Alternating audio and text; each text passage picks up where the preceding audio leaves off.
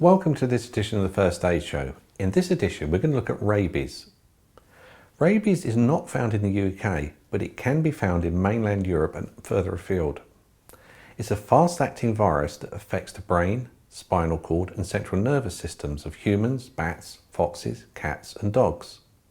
Rabies is a serious concern, and it's estimated that around about 50,000 people and millions of animals die of rabies every year.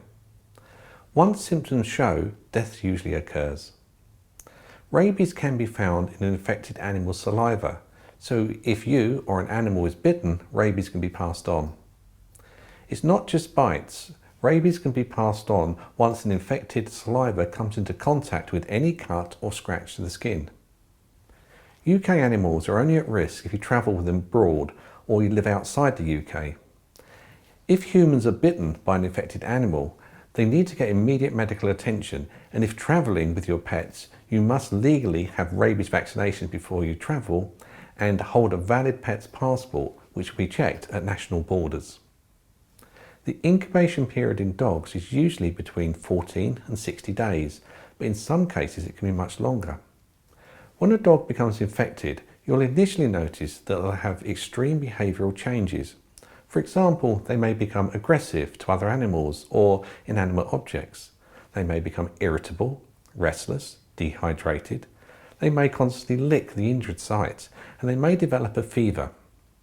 You may also notice a change in the tone of their bark, and they often develop a fear of water.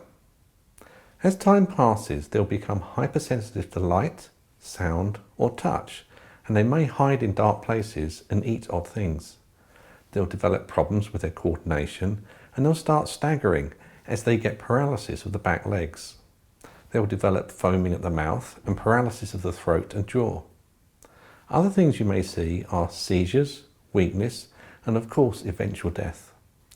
If your dog is bitten and they are vaccinated, they will require a booster vaccination and other treatments from the vet, which can include being monitored for 10 days in quarantine.